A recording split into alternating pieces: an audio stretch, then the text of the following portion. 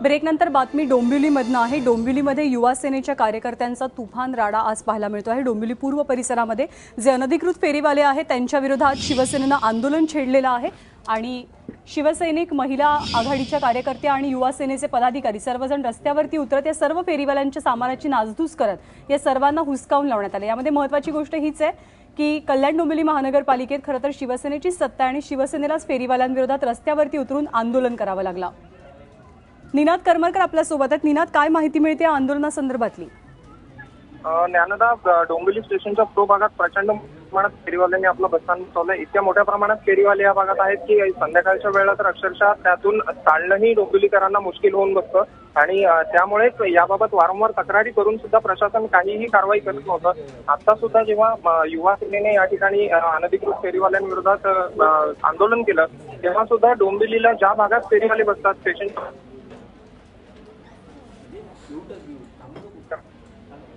दोन गाड्या उभ्या होत्या, त्यात कर्मचारी कोणी नव्हते, मात्र तरी सुद्धा फेरी मात्र बेस्टपणे आपल्या व्यवसायातून बसलेले होते।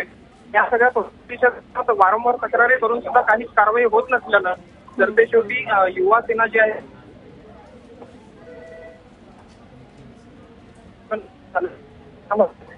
फेरीवाले ठिकाणी मानवाचे घडले आणि एकूणच ते फेरीवाले आहेत त्यांच्यापासून डोंबिवलीला मुक्त आणि यापुढे जर कारवाई अधिकारी वर्ग करत नसेल निनाद, यामध्ये मुद्दा असा आहे की खरं तर सत्ता शिवसेनेची आहे, शिवसेना आणि भाजपची कल्याण डोंबिवली महानगरपालिकेत, तर सेनेला अशी रस्त्यावरती उतरण्याची गरज का भासली? जरी शिवसेना आणि भाजपची कल्याण डोंबिवली महानगरपालिकेत असली तरी प्रशासनाचा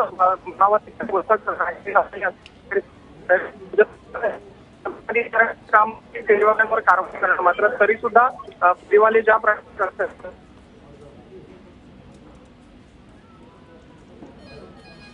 निनादचा आवाज नीटपर्यंत आपल्यापर्यंत पोहोचत नाहीये, परंतु ही दृश्य आहेत डोंबिवली पूर्व परिसरातली, जिथे फेरीवाल्यांच्या त्रासानं खरं तर नागरिक हैराण झालेत। अनेक वेळेला तक्रार करून सुद्धा प्रशासन योग्य ती कारवाई करत नसल्यामुळे शिवसेनेनं अखेरीस कायदा हाती घेतला आणि आज फेरीवाल्यांच्या सामानाची नासधूस करत त्यांना इथून हुसकावण्याचा प्रयत्नही केला।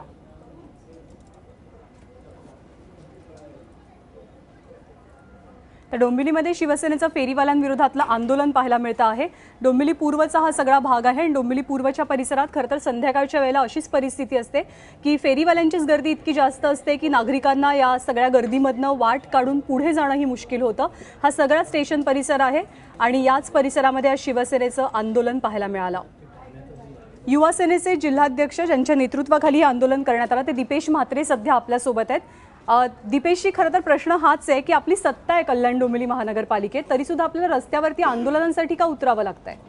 तिथले स्थानिक नगरसेवक हे जे आहेत ते मनसेचे आहेत आणि गेल्या अनेक दिवसापासून आम्ही पत्रव्यवहार करून सुद्धा आज आम्ही जिथे कारवाई करायला गेलो तिथे फेरीवाल्यांची जी गाडी होती, फेरीवाला विरोधी पथक, ती गाडी तिथे उभी असताना सुद्धा इतके फेरीवाले तिथे, अहो लोकांना चालायला रस्ता नाही, अँब्युलन्स जायला रस्ता नाही, रिक्षा जायला रस्ता नाही, नागरिकांनी चालायचं कुठून असा प्रश्न डोंबिवलीच्या नागरिकांना पडतो। आणि हे सगळे फेरीवाले मुंब्रा, कळवा आणि इकडून जे गुंड प्रवृत्तीचे फेरीवाले डोंबिवलीत येऊन बसतात त्यांना हटवण्याचं काम शिवसेना, युवा सेना करणार, कारण हे अधिकारी सक्षम ठरले, तिथले स्थानिक नगरसेवक सक्षम ठरले आणि ही कारवाई अशीच कंटिन्यू चालू ठेवणार आहे।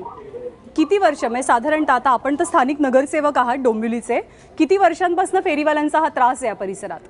सांगतो, डोंबिवली पश्चिमेकडे एकही फेरीवाला बसत नाही। डोंबिवली पश्चिमेकडचा आम्ही परिसर मोकळा केला, त्याच पद्धतीने आता डोंबिवली पूर्वेचा पण फेरीवाल्यांचा परिसर आम्ही पूर्ण मोकळा करणार। किती वर्षांपासून हे फेरीवाले, अगदी स्पेसिफिक प्रश्न आहे माझा, किती वर्षांपासून हे फेरीवाले बसतात? अनेक 10-12 वर्षांपासून, जेव्हापासून आज स्कायवॉक झालाय मॅडम, लोकांना संध्याकाळी कामावर आल्यानंतर ही सगळी घाण बघावी लागते, तिथे बसलेले फेरीवाले बघावे लागतात आणि हे दुकानदार सगळे आपले पुढे त्यांचा कारभार करून। दीपेशजी, 10-12 वर्ष झाली, आपणही साधारणतः तितकी वर्ष नगरसेवक आहात पालिकेमध्ये, आताच कसे दिसतात आपल्याला नगर, म्हणजे हे सगळे फेरीवाले? अनेक दिवसापासून आम्ही पालिकेकडे पाठपुरावा करतोय की या फेरीवाल्यांना हटवण्यात यावं, त्यांच्याकडून नाही झालं म्हणून आज युवा सेना, शिवसेनेने ही कारवाई जी केली आहे ती आज त्यामुळेच केलेली आहे। मी सुरुवातीलाच म्हटलं होतं खरं तर की सत्ता ही आपलीच आहे, मग प्रशासनावर वचक नाही का? आम्हाला बाळासाहेबांनी शिकवलंय, सत्ता आपली असली तरी जर लोकांना त्रास होतील, लोकांच्या प्रश्नासाठी आम्ही उभे राहणार। मग ह्यांना पाठीशी कोण घालतंय? हे जे फेरीवाले आहे ज्यांच्यामुळे लोकांना त्रास होतोय, यांना अधिकारी पाठीशी घालतात, प्रशासन पाठीशी घालतंय, कोण पाठीशी घालतंय? अधिकारी आणि स्थानिक नगरसेवक यांचे हप्ते बांधलेले आहेत. हे त्या लोकांकडनं पैसे घेऊन तिथे या फेरीवाल्यांना बसू देतात. इतके दिवस यांचे डोळे उघडले नाही. आता युवासेना शिवसेनेने कारवाई केली, त्यांचे डोळे बरोबर उघडले. तुम्ही खरं तर डोंबिवलीकरांसाठी चांगलं पाऊल उचललं. आणखी एक चांगली गोष्ट करा, डोंबिवलीकरांना आणि सगळ्यांनाच कळू दे की हे अधिकारी कोण आहेत, हे नगरसेवक कोण आहेत.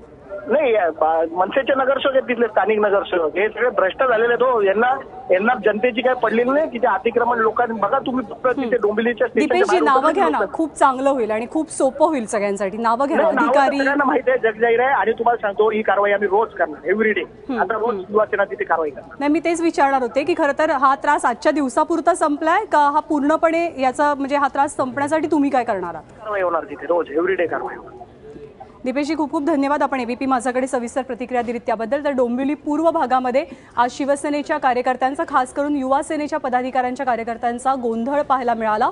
खरं तर ही एक कुठेतरी वेगळी गोष्ट आहे की सत्ता ही पालिकेमध्ये शिवसेनेचीच आहे आणि रस्त्यावरती ही कारवाई करण्यासाठी किंबहुना आंदोलन करण्यासाठी शिवसेनेलाच उतरावं लागलं.